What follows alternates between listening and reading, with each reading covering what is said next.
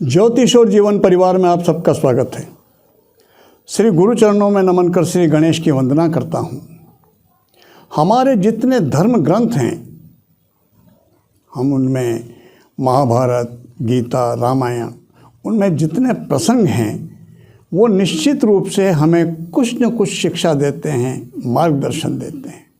वो हमारे जीवन निर्माण के सूत्र हैं। ऐसे ही महाभारत में एक प्रसंग है, गुरु द्रोणाचार्य ने कौरवों को और पांडवों को एकत्रित किया। पेड़ की एक डाल पर एक काठ की चिड़िया बना करके बिठाई और उन सब से कहा कि इस चिड़िया की आँख को आपको अपना लक्ष्य बनाना है, इस आँख का भेदन करना है।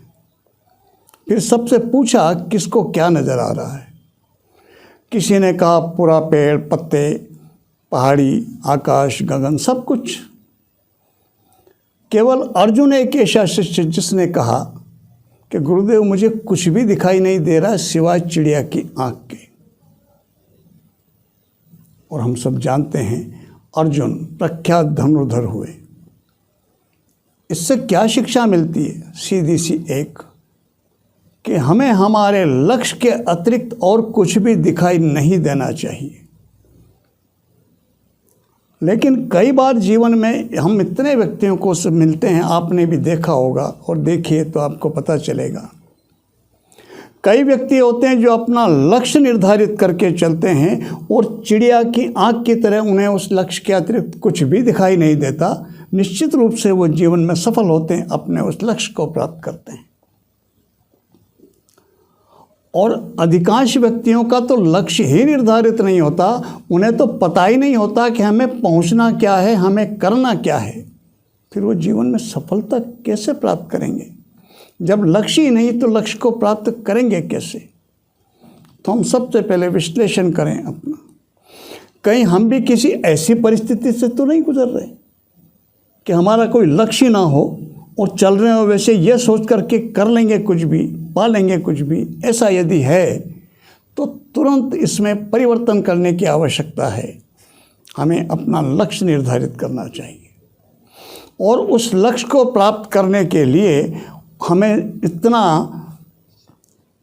उसके लिए इतने मनोयोग से लगना चाहिए कि उसके अतिरिक्त हमें और कुछ दिखाई ही नहीं दे।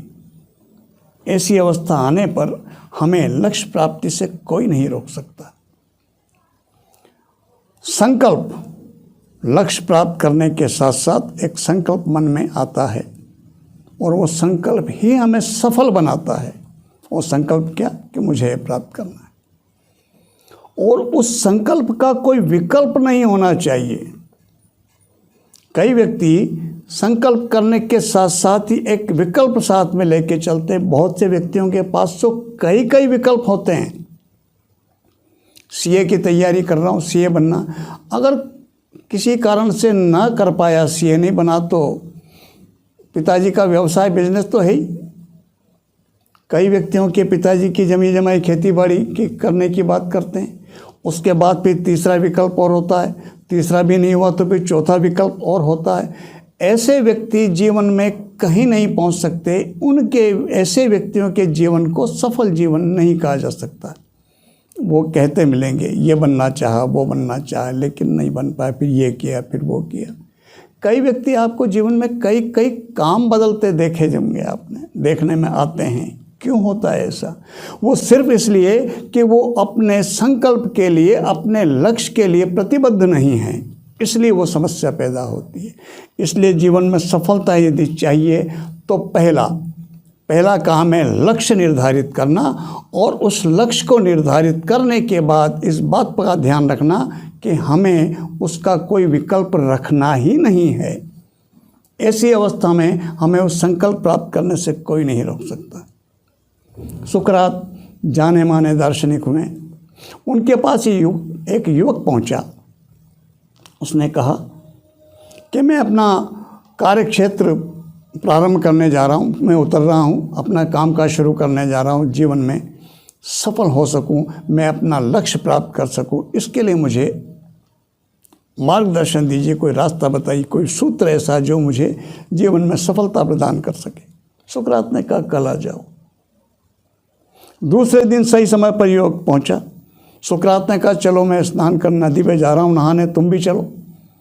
सुकरात उस योग को भी नदी पे लेके गए।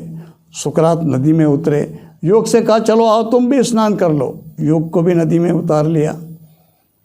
सुकरात की अच्छा पर्सनालिटी, बलिष्ठ शरीर था, उन्होंने उस युवक की गर्दन पकड़ी और उसको पानी में डुबो दी। उसको डुबोए रखा तब तक वो जब तक छटपटाने की स्थिति में नहीं आ गया।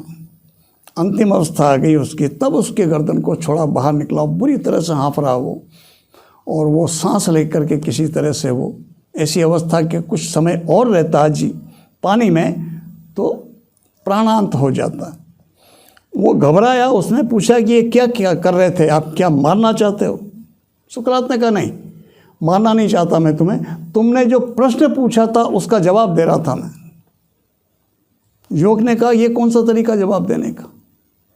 सुकरात ने पूछा थोड़ा सोचो, जो कुछ अभी हुआ याद करके मुझे बताओ कि जिस समय तुम पानी में डूबे हुए थे, जब तुम्हारी मरने की स्थिति आ गई थी, उस समय तुम्हारे मन में क्या आ रहा था? युवक ने थोड़ा विचार किया, सोच करके बताया केवल एक बात आ रही थी, किसी तरह से सांस आ जाए बस। जीवन के लिए सांस अति आवश्यक हो गई थी। सुकरात ने कहा कि यही उत्तर है, यही जवाब है। लक्ष्य प्राप्ति के लिए तुम्हारा रोम रोम उसी तरह से प्यासा हो जाना चाहिए जिस तरह से अभी तुम्हारा रोम रोम सांस के लिए प्यासा हो गया था। वैसी स्थिति तुम्हारे अपने लक्ष्य प्राप्ति के लिए वैसी बन जानी चाहिए, तो तुम्हें लक्ष्य प्राप्ति से कोई नहीं रोक सकता। कई बार जीवन में, कई व्यक्तियों के जीवन में ऐसी परिस्थितियां आ जाती हैं कि उन्हें पहले प्रयास में ही सफलता नहीं मिल पाती। तो उसमें कोई घबराने की बात नहीं है। हमें याद रखना चाहिए, ये जो बल्ब जिसके लाइट में हम अपने सारे काम काज करते हैं, जिसका हम आज लाभ उठाते हैं बिजली का, इसके फिलामेंट के आविष्कार में सैकड़ों बार फेल हुए, उसके बाद सफलता मिली। तो हमको अगर सफलता नहीं मिल पाती है पहले प्रयास में, तो बजाय निराश होने के हमें अनुशीलन करना चाहिए। यह देखना चाहिए कि कहाँ कमी रही और फिर प्रयास करना चाहिए। निश्चित रूप से कहीं तो कमी रही होगी, हम उसको सुधार करें और पुनः प्रयास करें। लेकिन हिम्मत हारने की ज़रूरत नहीं है। लक्ष्य ये लेकर के चलें कि जो मैंने सोचा उसे ही प्राप्त करके रहूँगा, उस संकल्प का कोई विकल्प नहीं है। यदि जीवन में हम इतने प्रतिबद्ध होते हैं अपने संकल्प के लिए, तो हमें सफलता से कोई रोक नहीं सकता। एक और सबसे बड़ी बात दूसरी जो होनी चाहिए वो ये, अपने आसपास की परिस्थिति, अपनी क्षमताओं को देख करके अधिकतम जितना बड़ा से बड़ा हो सके उतना बड़ा संकल्प लेके चलना चाहिए। संकल्प कभी, लक्ष्य कभी छोटा नहीं बनाना चाहिए। लक्ष्य हमेशा बड़ा बना के चलना चाहिए और उस लक्ष्य के अनुरूप कैसे प्राप्त होगा उस पे कार्य करना चाहिए। निश्चित रूप से सफलता मिलेगी। जिनका कोई लक्ष्य ही नहीं है वो कहाँ पहुँचेंगे? जिन्होंने कोई संकल्प ही नहीं किया वो क्या प्राप्त करेंगे? सबसे पहली आवश्यकता लक्ष्य का निर्धारण और उसको प्राप्त करने के लिए दृढ़ संकल्प। यह जीवन को सफल बनाने का मूल मंत्र है जिसे हमें ग्रहण करके चलना चाहिए। आपकी बात मैं समझ गया हूँ।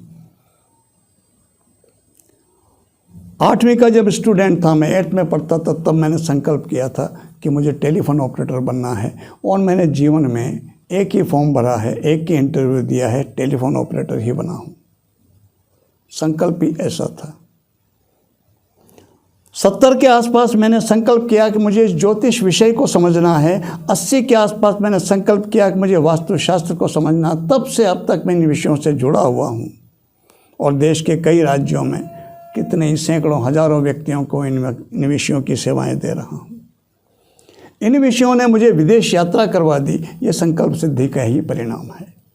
अभी 2020 में मैंने फिर संकल्प किया, गुरु कृपा से और इष्ट कृपा से जो कुछ मैंने वैज्ञानिक दृष्टिकोण रखते हुए इन विषयों को जाना समझा है, आज के समय में कितने ही व्यक्ति हैं जो इन विषयों को जानना समझना चाहते हैं, लेकिन उचित मार्गदर्शन नहीं मिलता। तो उन्हें सिखाने के दृष्टि से जो कुछ मेरे पास है, जो कुछ मैंने इकट्ठा किया, इसे बांटने की दृष्टि से एक संकल्प किया, और उसी संकल्प का परिणाम है कि ये YouTube चैनल बना और मैं आज आपके सामने बोल रहा हूँ। मैं ईश्वर से प्रार्थना करता हूँ कि आपके संकल्प को मजबूत करे और वो आपको आपके लक्ष्य प्राप्ति में आपकी मदद करे, सहायता करें। इसी प्रार्थना के साथ मैं आपको नमन करता हूँ। प्रणाम।